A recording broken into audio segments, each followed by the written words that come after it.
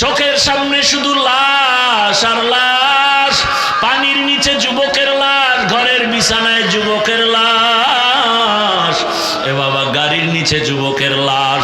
কোন দিন আজরাইল আসিয়া তোমারে নিয়ে যাবে জানাও নাই।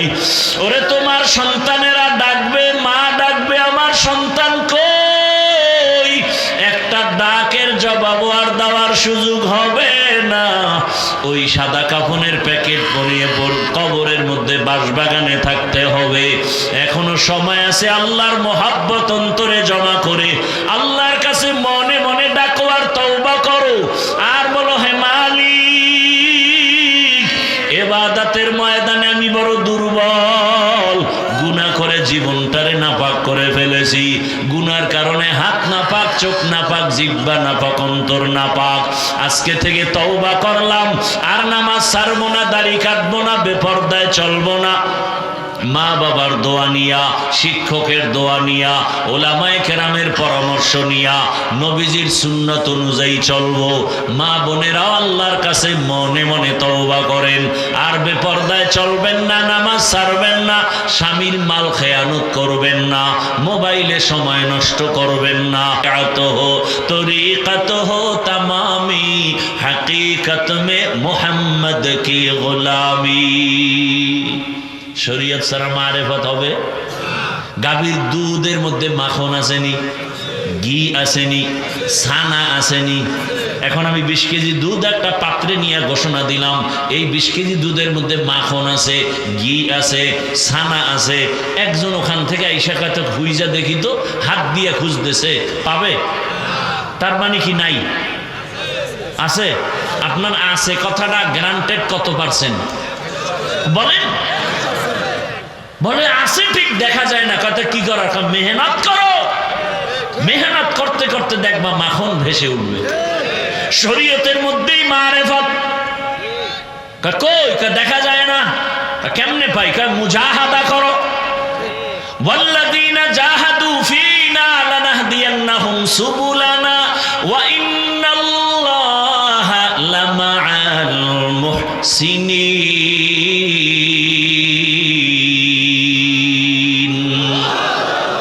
আল্লাহ বলেন, যারা মুজাহাদা করে, চেষ্টা করে আমাকে পাওয়ার জন্য, আমি আল্লাহ আমাকে দেখার মতো বহু রাস্তা খুলে দেই। আমি আল্লাহ এমন রাস্তা খুলে দেই, যে রাস্তা দিয়ে ঢুকবে আমি আল্লাহর সাথে মোলাকাত হয়ে যাবে। এরে নবীর উম্মতের দল, আল্লাহ তাআলা বুঝাইলেন ইবাদত ছাড়া মারেফত অর্জন করা যাবে না। দুধ ছাড়া মাখন পাওয়া যায় না, ইবাদত ছাড়া মারেফত পাওয়া যায় না।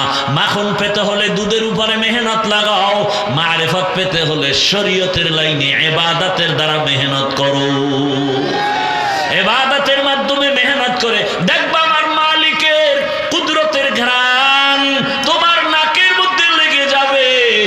আরে বান্দা, তুমি সেই নাকটাও তৈরি করা লাগবে, যে কোনো নাকের মধ্যে মাওলার কুদরতের ঘ্রাণ পাওয়া যাবে না।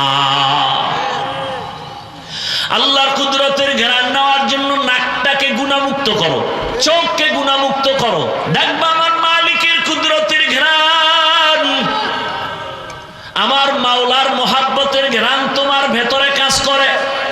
তখন দেখবা কেমন এক হালাত। এখন তুমি ডাইনে দেখো মানুষ, বামে মানুষ, সামনে পেছনে মানুষ, কিন্তু এমন একটা মোহাব্বত অন্তরে জমা হয়ে যাবে। আমাদের আল্লাহওয়ালারা এভাবে উদাহরণ দিতেন, বাচ্চা রাতের 2টা 3টার সময় বাসায় অসুস্থ হয়ে গেছে, বাবার মাথা গরম, বাচ্চা অসুস্থ, মা বাবার ঘুম থাকেনি বলেন? বাচ্চা অসুস্থ, মা বাবা ঘুমাবে?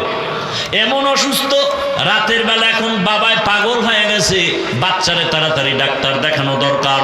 বরিশাল নেওয়া যাবে না, পটুয়াখালী নেওয়া যাবে না, আমগো এলাকার পাশে এক ডাক্তার আছে, তার এই না প্রাথমিক চিকিৎসা দেই।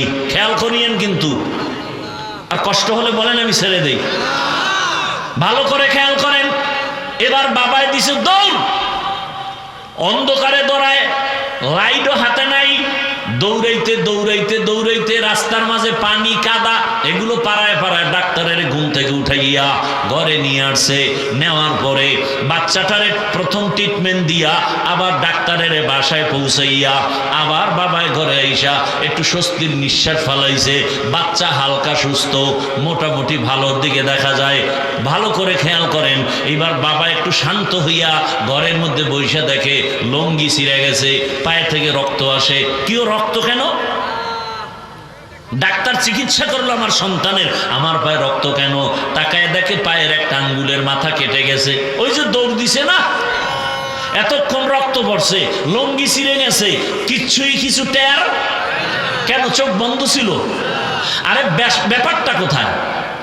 দৌড় আর দৌড় ওই ডাক্তারের কাছে, এখানে আবার ডাক্তার, আবার ঘরে আবার ডাক্তার।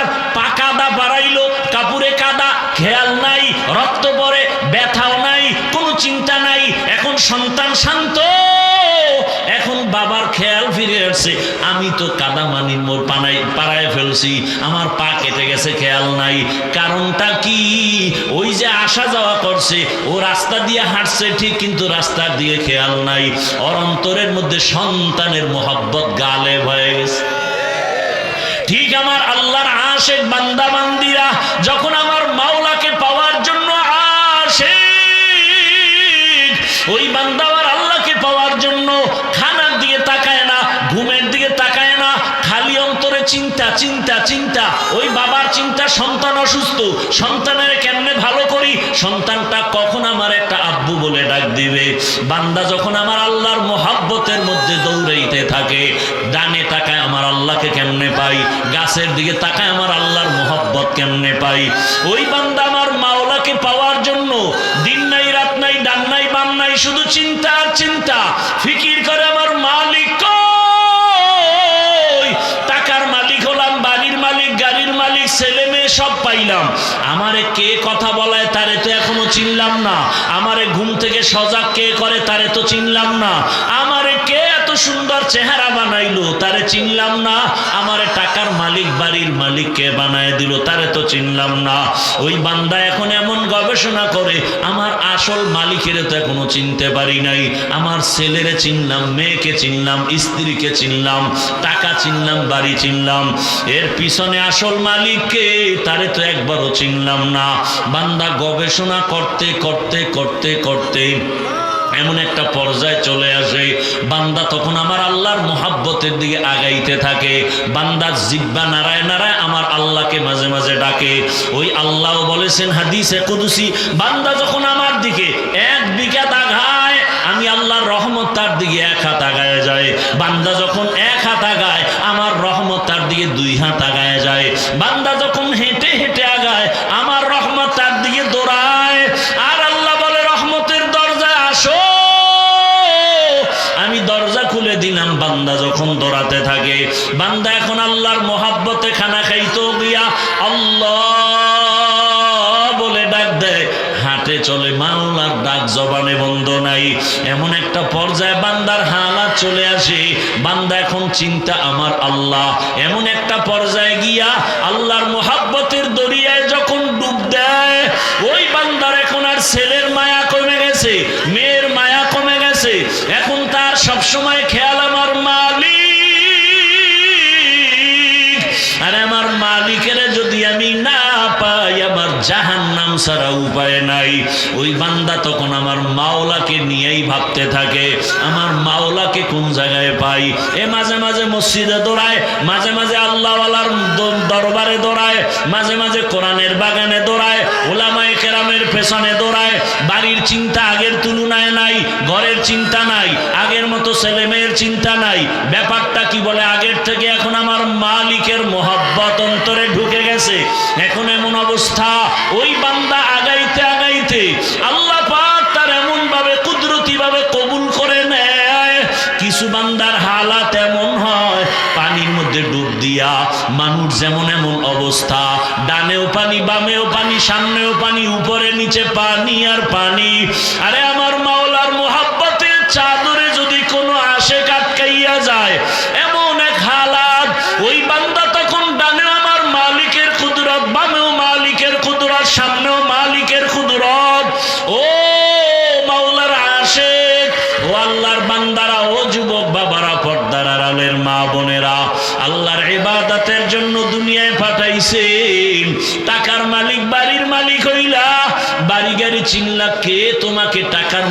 বানাইলেন তাকে চিনলা না, কে তোমাকে বাড়ির মালিক বানাইলেন, গাড়ির মালিক বানাইলেন, তাকে চিনতে পারলা না। ইবাদতের জন্য বান্দা এখনো সময় আছে, তওবা করো।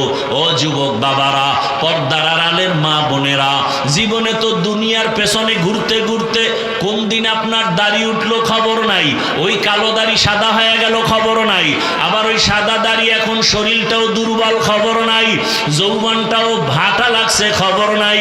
ও আল্লাহর বান্দারা, কয়দিন আর গুনাহ করবা? আল্লাহর দরজা বাদ দিয়া দুনিয়ার পেছনে ঘুরিয়া দাড়ি তো কম কাটো নাই, নামাজ কম সারো নাই, মনে চাইছে রাখবা না দাড়ি রাখো নাই, মনে চাইছে পার্কে দৌড়াবা পার্কে দৌড়াইলা, মনে চাইছে বেপর্দায় আড্ডা দিবা দিছো, মনে চাইছে সারা রাত মোবাইল চালাইবা চালাইছো। ও আমার যুবক বাবারা, আবার তোমার লাইনে কত জেনারেল লাইনের যুবক পাঁচ বেলার নামাজ পড়ে, স্কুলে পড়ে, কলেজে পড়ে, আছে না নাই? কত যুবক জেনারেল লাইনে থাকিয়া চাকরি করে, ব্যবসা করে, নামাজ ছাড়ে না, দাড়িও কাটে না, র্যাব আর্মি পুলিশ বিডিআরের চাকরি করে, নামাজ পড়ে, মা বাবার খেদমত করে। কত ডাক্তার প্রফেসর ইঞ্জিনিয়ার নামাজ পড়ে, ডাক্তারি করে, মা বাবার জন্য দোয়া করে, তেলাওয়াত করে। ও পর্দার আড়ালের আম্মা জানেরা, আপনার মতো কত মা কত বোন এখনো আছে বেপর্দায় চলে না, স্বামীর মাল নষ্ট করে না, মোবাইলে সময় নষ্ট করে না, নামাজ ছাড়ে না। আম্মা জানেরা, আপনারা কেন পারবেন না? এখনো সময় আছে, তওবা করেন। আল্লাহর মোহাব্বতে ইবাদতের ময়দানে প্রতিযোগিতায় লেগে যান, মনে মনে আমার আল্লাহকে ডাকেন আর তওবা করেন, কারণ আমার মালিকের ধরা বড় কঠিন। এই দুনিয়া থেকে একদিন বিদায় হতে হবে, গুনাহগার হইয়া কবরে গেলে জাহান্নাম ছাড়া উপায় থাকবে না। রহমতের নবী কান্না করেন হাসরের ময়দানে, আমার গুনাহগার উম্মতের উপায় কি হবে? আবু বকর সিদ্দিক জান্নাতের টিকিট পাইয়া রাতের গভীরে নামাজে দাঁড়ায় কান্না করেন, আল্লাহর আদালতে কেমনে দাঁড়াবো? ও এলাকার যুবক বাবারা, পর্দার আড়ালের মা বোনেরা, বৃদ্ধ বাবাজি, এখনো কি তওবা করবা না? আরো কি তোমার শখ আছে দাড়ি কাটার, বেপর্দায় চলার? আরো কি তোমার শখ আছে সারা রাত মোবাইল চালাবার? বলো, আর কত রাত মোবাইল চালায় গুনাহ করলে তোমার শখ পূরণ হবে? আর কতদিন দাড়ি কাটলে তোমার শখ পূরণ হবে? আর কতদিন গুনাহ করলে তোমার শখ পূরণ হবে? এবং এটাও বলো, তোমার হায়াতের বাকি আছে কতদিন? চোখের সামনে শুধু লাশ আর লাশ, পানির নিচে যুবকের লাশ, ঘরের বিছানায় যুবকের লাশ, এ বাবা গাড়ির নিচে যুবকের লাশ। কোন দিন আজরাইল আসিয়া তোমারে নিয়ে যাবে জানাও নাই। ওরে তোমার সন্তানেরা ডাকবে, মা ডাকবে, আমার সন্তান কই? একটা ডাকের জবাব আর দেওয়ার সুযোগ হবে না। ওই সাদা কাফনের প্যাকেট পরিয়ে কবরের মধ্যে বাঁশবাগানে থাকতে হবে। এখনো সময় আছে, আল্লাহর মোহাব্বত অন্তরে জমা করে আল্লাহর কাছে মনে মনে ডাকো আর তওবা করো, আর বলো, হে মালিক, ইবাদতের ময়দানে আমি বড় দুর্বল, গুনাহ করে জীবনটারে নাপাক করে ফেলেছি, গুনার কারণে হাত নাপাক, চোখ নাপাক, জিহ্বা নাপাক, অন্তর নাপাক।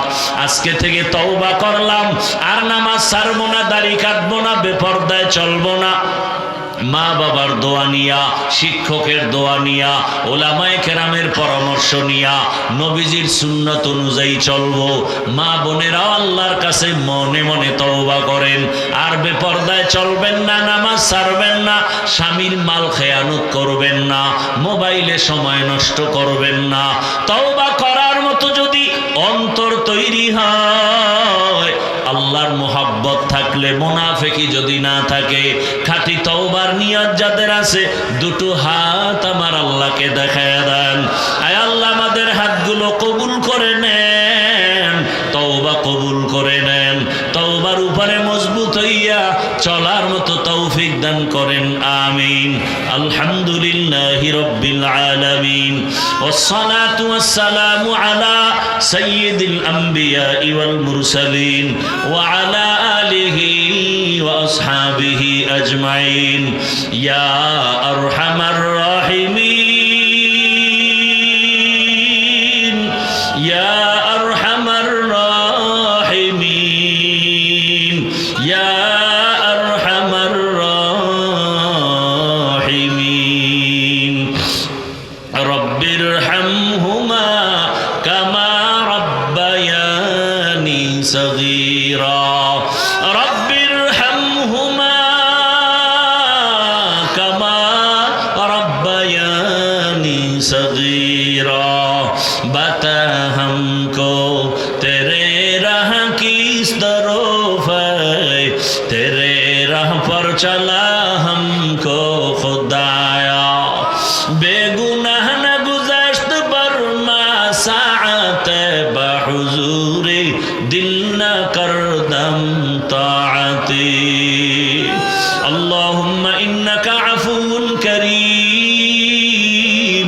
तुहिब्बुल अफ़्व फ़अफ़ु अन्ना अल्लाहुम्मा इन्ना नस्अलुका रिज़ाका वल जन्नह व नऊज़ु बिका मिन सख़तिका वन नार अल्लाहुम्मा इन्ना नऊज़ु बिका मिनल बरसि वल जुनूनि वल जुज़ामि व सय्यिइल अस्क़ाम अल्लाहुम्मा इन्ना नस्अलुका इल्मन नाफ़िआ व रिज़्क़न वासिआ व शिफ़ाअन मिन कुल्लि दा अल्लाहुम्मा अरहमनी बितर्किल मआसी अल्लाहुम्मा अरहमनी बितर्किल मआसी अल्लाहुम्मा अरहमनी बितर्किल मआसी উলামায়ে কেরাম সাদা দাড়িওয়ালা মুরব্বি হাজী সাহেব কত ব্যবসায়ী কত চাকরিজীবী পর্দার আড়ালের কত মা বোনেরা কত যুবক কত ছাত্র ভাই আমরা সবাই জাহান্নামের আসামি আয় আল্লাহ দুনিয়াতে এসে গুনাহ করে ফেলেছি রে আল্লাহ আয় আল্লাহ চোখ বন্ধ করে তাকায় দেখি গুনার কারণে আমার হাত না পাক আমার চোখ না পাক আমার জিহ্বা না পাক আমার অন্তর না পাক আয় আল্লাহ গুনার কারণে আমার জাহান্নাম ছাড়া কোনো রাস্তা দেখি না রে আল্লাহ আমার গুনার খবর আমার মা বাবা আপনজনেরা কেউ জানে না আমার আপনজনেরা যদি জানতো আমি কত বড় অপরাধী আমার কেউ ভালো নজরে দেখতো না ও আল্লাহ আপনি কত দয়ার মালিক এত গুনার কাজ করার পরেও আপনি রাগ করিয়া খানা বন্ধ করেন নাই আয় আল্লাহ গুনার কারণে সম্মানের জায়গা থেকে ফেলে দেন নাই আয় আল্লাহ এই জায়গায় আপনি বসাইছেন আয় আল্লাহ এই চেয়ারে বসার কোনো যোগ্যতা আমার নাই ও আল্লাহ গুনার কারণে আপনি ফালাইয়াও দেন নাই আজকে আমরা লজ্জিত হইয়া তওবার নিয়তে হাত উঠায় ফেলছি দুনিয়ার সব বাড়িওয়ালাদের গেটগুলো তালা হয়ে গেছে বাড়িওয়ালাদের দরজা বন্ধ হয়ে গেছে আল্লাহ সব রুমের দরজাগুলো বন্ধ আপনার রহমতের দরজা খোলা আয় আল্লাহ গুনাহ করিয়া ক্ষমার নিয়তে তওবার নিয়তে আপনার দরওয়াজায় ফিরে আসছি আয় আল্লাহ গুনার দিকে তাকাইয়া রাগ করিয়া ফিরাইয়া দিয়েন না রে মালিক আয় আল্লাহ আপনি ফিরাইয়া দিলে যাওয়ার মতো আর জায়গা নাই আপনার রহমতের দরজা ছাড়া সব হলো জাহান্নামের দরওয়াজা এ জীবনে না করি নাম বন্দেগি গুনাহ করে কাটাই নাম জিন্দেগি তওবা করে আবার তওবা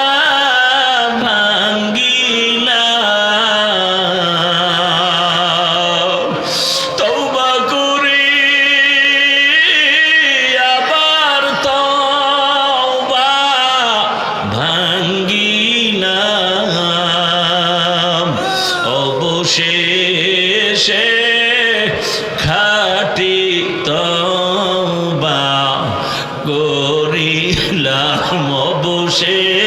সে খাটি তওবা করি নাম গুনাহ করেছি আর তো গুনাহ করব না